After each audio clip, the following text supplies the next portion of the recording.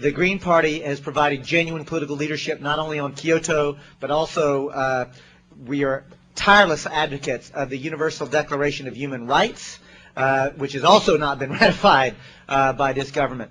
And remember that when the United States Senate ratifies a treaty, it becomes part of the law of the land, and the United States of America needs to rejoin the international community in an appropriate sort of way. The Green Party is not isolationist. In fact, we are internationalists who understand, though, that the relationships that we need to have with other government needs to take place in respectful dialogue with other peoples, and the Kyoto Accords probably is the best single example of good international trade agreement or international agreement that was reached and then scuttled. And I think it's important to understand that the prior administration also of Clinton Gore did not actually support the Kyoto Accords either. Thank you. Mr. Cobb. How would you deal with the nuclear technologies being developed in Iran and that are already developed in North Korea? How would you deal with the nuclear technologies that are being developed in Iran and South Korea, North Korea? Mr. Bednarik? I have no control over what other countries do. I'm running for President of the United States, and I'm trying to respect the Constitution and protect the lives, liberty, and property of people here.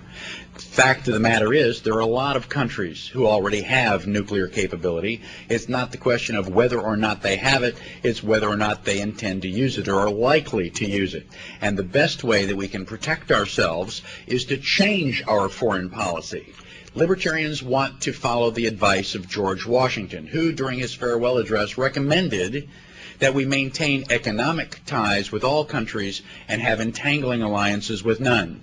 What that means in modern language is that we would open up free markets, which would improve our economy, it would raise the standard of living in other countries, and because we were offering them food and cell phones, would dramatically reduce the probability that they would bite the hand that feeds them, and they wouldn't be likely to use those nuclear weapons against us.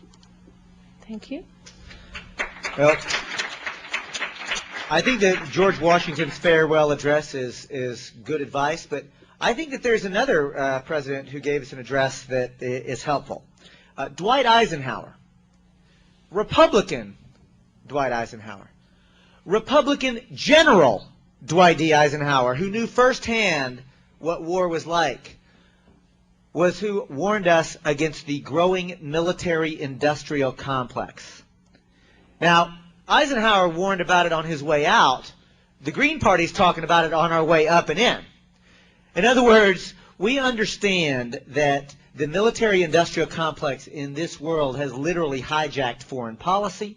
It is sucking up the resources of this country, a bloated military budget that's preventing us from actually dealing with the pressing domestic problems. Now, on your specific question as it relates to nuclear proliferation, non-proliferation would require actual negotiation, sitting down at the table respectfully, diplomatically, not only with Iraq and Iran, but all countries in the world, those who are suspected of and those that in fact do have nuclear capability and nuclear weapons. And you know, I think that it's sort of difficult for the United States to come from any position of moral authority to request or demand that other countries not develop nuclear weapons when we continue to develop nuclear weapons at a blinding clip, using ever more of our precious resources. It was Eisenhower who said, every bomb built is a theft from the American people. Every bomb built, there's 60 schools, and we can increase that number now, but he said 60 schools not built. It's children not being fed. That's the reality. And I'm proud that the Green Party is a peace party, that we are working to create a world where, by engaging in appropriate diplomacy and changing fundamentally our foreign policy and joining the community of the world, that there would be no such need. Thank you, Mr. Cobb. Yes. The question was whether a larger republic, whether you could have majority rule in a larger republic. Is that what you? Okay. I'm not sure I understand the question, but I'll do my best to grapple with it if I do understand. I want to be clear about this, folks. I don't necessarily venerate every single thing that the founders said. Let's remember that the founders enslaved human beings and, in fact, wrote slavery into the United States Constitution with 3/5 of a person. The founders made it clear that women were not people under law and could not assert rights under law.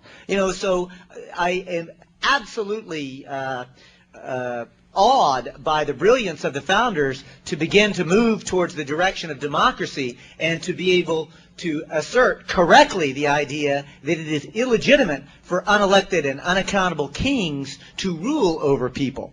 And even the framing of "we the people" still sends chills up my spine. But let's be clear who the people were. Very rich white men only. So, the idea that we have to venerate everything that the founders said or did, I think, is a profound mistake. Now, again, I'm sorry, but I didn't really understand exactly specifically your question. I know Federalist 10. But do you want to rephrase? Are you proposing a restructuring of our whole government to where a direct democracy is favored so that there is a majority rule over? I think that we could have representative democracy and majority rule at the same time. But I do favor more direct forms of democracy and public input whenever is feasible.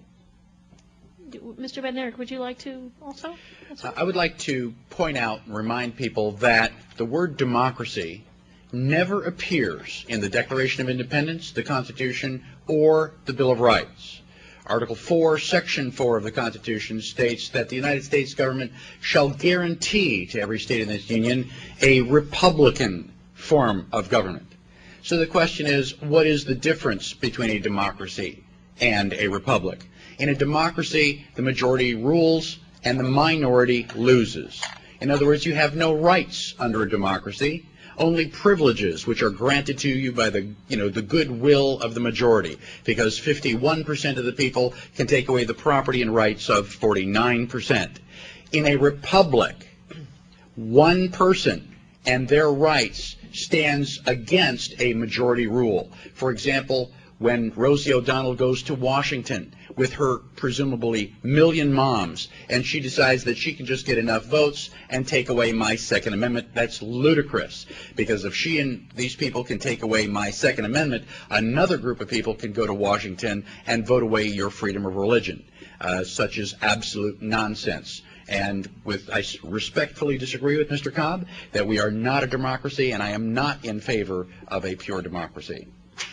Thank you.